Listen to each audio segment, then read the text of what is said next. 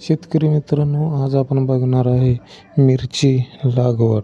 चला तर वेळ न वाया घालवता आपण बघूया मिरची लागवड. तर मिरची लागवड ही जूनच्या पहिल्या आठवड्यामध्ये केली तर त्याला योग्य ते हवामान मिळून मिरचीचे उत्पादन वाढू शकते. त्यामुळे जून महिन्यामध्ये पोषक असं हवामान असतं आणि मिरची लागवडीसाठी योग्य वेळ असते.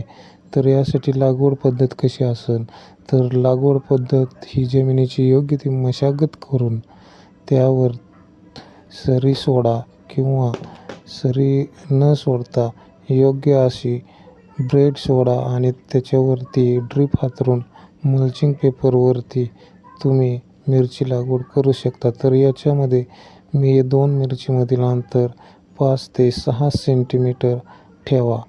तर मिरची लागवड झाल्यानंतर त्याचं योग्य ते व्यवस्थापन आणि फवारणी करायची असते. तर कारण मिरचीवरती रोगाचा प्रतिभाव अतिशय असतो, त्यामुळे मिरचीवरती योग्य ती फवारणी करून भरघोस उत्पन्न मिळवता येते. मिरची बोकडू नये म्हणून ह्या फवारण्या कराव्याच लागतात. कारण मिरची बोकडली तर उत्पन्न मिळणार नाही आणि फवारणी केल्यानंतर तुम्ही अशा पद्धतीने मिरची बांधून घेतली तर मिरचीचं नुकसान कमी होईल आणि जो मिरचीचा भार आहे, वजन आहे ते याच्यावरती राहील. तर ह्याची मार्केट व्हॅल्यू कशी असेल, तर जून महिन्यात लागवड केलेली मिरची ही ऑगस्ट महिन्यामध्ये येते. तर त्या ऑगस्ट महिन्यामध्ये मिरचीला अतिशय मोठ्या प्रमाणात मागणी असते.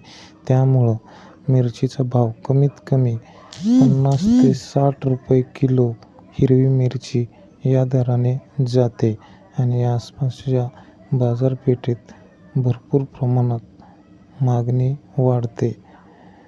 धन्यवाद मित्रांनो. असंच माझ्या व्हिडिओला लाईक, सबस्क्राईब करा. धन्यवाद.